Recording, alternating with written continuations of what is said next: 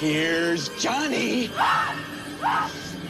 Did you know that since Lamar Jackson tweeted Johnny, the Ravens are 9-1, average 30.8 points per game, and are the number one rushing team in the NFL, and Lamar himself has more yards per game, less turnovers per game, and a higher passer rating? Well, I've been waiting to make this video for a while, well over a month, so here we go. The Baltimore Ravens just dismantled the best team in the league in San Francisco 49ers, in a game where Baltimore picked off Purdy and Darnold 5 times and had 4 fourth-quarter sacks. Baltimore's defensive front played great. They batted a ton of balls, whether it was on that Stevens blitz that led to a pick, or Clowney knocking a ball down. They dominated from start to finish, except for the ref not getting out of the way of Lamar Jackson in the end zone, which led to a safety. This game alone shows why they will be the ones to represent the AFC in the Super Bowl, but let's get into all the facts. The defense so far this year has just been outstanding and almost historical. After this game, they fell from 2nd to 6th in yards allowed, but they're still the best scoring defense, have forced the most turnovers and sacks in the league, and are 5th in third down conversion percentage, 3rd in red zone touchdown percentage, and 2nd in DPA per play.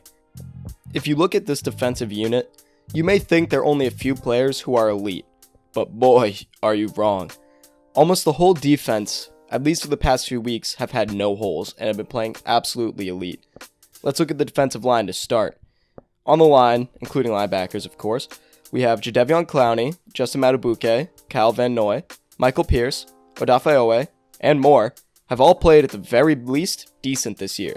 In the case of Clowney Madubuike, they've been playing elite all season. Justin, from the interior, leads all defensive tackles in sacks, 2nd in pressures, and 9th in win percentage. And this season has just come out of nowhere for him, as it did with every other pass rusher. For Justin, prior to the season, he had never had a season with over 5.5 sacks. And as the lead pass rusher, he's been helping guys like Clowney get less attention off the edge. In turn, the edge rushers have also had great seasons when it comes to pressures and turning those pressures into sacks. So Clowney is very high up there with pressures, and Van Noy and Owe are both top 50, and all 3 are top 30 in win rate too. This defensive front has just come together as a unit with no stars to take over games for the Ravens defense. Hell, we've seen Baltimore bring old pass rushers back to life last year with Justin Houston, who had 9.5 sacks in 14 games. If he played all 17, he was a double-digit guy, and it's Justin Houston in 2022. But their defensive line isn't all. They have some other stars out there like Roquan Smith, who we all know is a top linebacker in the league, Patrick Queen, another great linebacker nowadays, Marlon Humphrey, who's having a very down year to his standards, just caught his first pick last night. But what if I told you that 3 of their top defensive players are their young safeties Kyle Hamilton and Geno Stone? As for Hamilton, he's been a playmaker back there. No debate at top 5 safety right now, with how he tracks the ball down, allowing just a 47.2 passer rating. Man, I don't know if I've seen such a complete safety at the young age of 22. He's a year older than me, and I'm in my basement making YouTube videos, and he's in NFL field picking off Brock Purdy twice. Against the 49ers, he had those 2 interceptions, which I just horribly compared myself to. The first was just a great read. Debo runs a crossing route, and Kyle Hamilton just picks it off, cuts off the route for the first interception for Baltimore for the game. The second was an insane effort. He gets slammed to the ground by CMC, gets up, Marlon Humphrey makes a play on the ball, and Kyle picks it off for the Ravens in the second quarter. He's always making impactful plays for Baltimore, as he's clearly one of the leaders on this defense. Keep in mind that Hamilton plays all over the field. He's played over 400 snaps in the slot, 200 in the box, and almost 300 at safety. By far the most versatile back in the NFL. Geno Stone, his safety mate, is no bum either. He has 6 interceptions, only allowing 180 yards and 52.6 passer rating according to PFF. This elite safety play has helped elevate this passing defense to near the top of the league. If you just watch these guys play, it really is incredible how much work they do back there. The historical run this defense on is ludicrous. I'm not talking about the rapper. You got guys like Roquan Smith, Patrick Queen, Kyle Hamilton, and I haven't even mentioned Brandon Stevens, because if I go over everyone on this defense, this video will be way too long, and I won't want to edit it tonight. But there's so many guys who have stepped up and have breakout seasons for this defense. But we all get the gist of these guys in Baltimore. they have the same attitude as those Ravens legendary defenses that they have always had. But I can't talk about the Ravens defense without talking about the brains behind the operation in Mike Macdonald, the best defensive coordinator in the league, who will be a head coach after this playoff run. He creates some of the most confusing coverages for offense to figure out, as it never plays out as it looks pre-snap, because why would it? This just always helps your defense when the offensive guys have no idea what is going on, and when you got the guys to make the plays on the ball. I'm about 6 minutes into the video, and I haven't even mentioned Lamar Jackson. Yeah, he's the MVP. Well, should be Christian McCaffrey, but point stands quarterback award. Lamar's having a legendary season right now, and it was annoying last week when Chris Collinsworth kept bringing it up because who likes him? But my god, he knows how to evade pressure and create more time in the pocket for himself, which allows people like the dynamic rookie Zay Flowers to create space for Lamar to get him the ball. Those two are going to be scary, by the way, and they already are a great duo. Lamar Jackson is doing everything at an elite level. Nobody can doubt his throwing ability anymore. But the way that he escapes pressure and throws the ball an arm angle that I don't know if anyone else can do in the league is incredible. First off, the zip is there, as we all know. The accuracy has gotten way better too. This is the best version of Lamar Jackson, yes, including that MVP season, that we have ever seen. It's because he's the healthiest we have seen him in the past few years. And the reason why might be because of his running style isn't as dynamic anymore. When he carries the ball now, he runs more straight up, allowing him time to slide and take care of his body because he's not going as fast as he used to be, and he's being a more intelligent, patient runner rather than just sprinting, trying to get as many yards as humanly possible.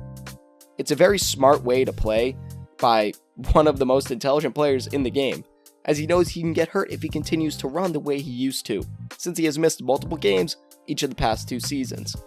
If you compare Lamar from now to his MVP season, you will see a clear difference in play style and throwing ability. Talk about star development. I could go on and on about Lamar, but I want to do one more thing before I let him give his MVP speech in February.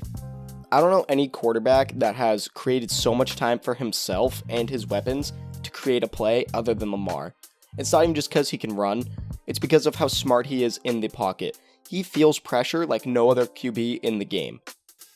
I see him step up in the pocket, step out, do spins out of the pocket, find a way to create space for him to get out and avoid that pressure from star defensive linemen too. We even saw it last night against guys like Nick Bosa and Chase Young. The way he's playing right now is on an MVP level, and his pocket presence is possibly one of the best I've ever seen.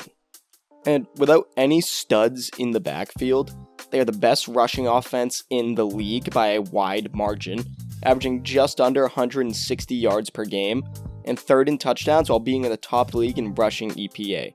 Despite my previous statement about Lamar's rushing style being different, he still leads the team in yards. But Gus Edwards and Justice Hill have been a fine duo for the most part. Shout out to Keaton Mitchell, who's looking like a stud prior to his ACL tear. This offense as a whole is just a solid group of guys, bunch of role players outside of Lamar Jackson and Zay Flowers, but it still works. Flowers is one of the shiftiest guys in the league right now.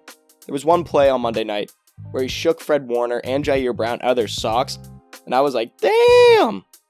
You know, like that one meme. We all know what I'm talking about. I did a horrible job doing that, but I tried. Give me a star for effort. I don't know, whatever kindergartners get. Also, Mark Andrews allegedly might come back. That probability hasn't been ruled out. And if he does, the passing offense becomes even scarier than is, because Lamar's just a magician and technician in that pocket. And Mark Andrews, Isaiah Likely, who's been playing great since Andrews has been out, Zay Flowers, Rashad Bateman, who blows, and Odell, who is mid. It's still a good group of guys to have out there to catch that ball. This elite team is led by the play style of the 2000s. Run the ball down your throat, and defense. And is working at the highest level. They've dismantled some of the top offenses in the league with San Fran and Detroit. They have another test with the Dolphins this upcoming week, but that game's at home. And Waddle, I've heard, will not play, most likely. Also, Tua struggled against some of the other top defenses in the league. So I think Baltimore will win this game and clinch the AFC. And for my betting guys, they're -3. I would take that in a heartbeat. Lamar Jackson, John Harbaugh, and the Ravens have a chance to clinch the bye this next week, and the AFC will run through Baltimore. Their dynamic offense and historic defense make them my favorites to win Super Bowl 58 in Las Vegas. And with all that being said, that is it for me, guys. Thank you for tuning into Fanatics Sports. Made this far in the video, come on. Give it a like, subscribe to the channel. All support is needed and appreciated. Thank you. Also, follow me on Instagram at FanaticSports25 and on Twitter and TikTok at FanaticSports. Now, this is going to probably hurt your ears because I forgot my tripod at my school apartment, so I have to hold my mic. But this is Joe of Fanatics Sports, signing off.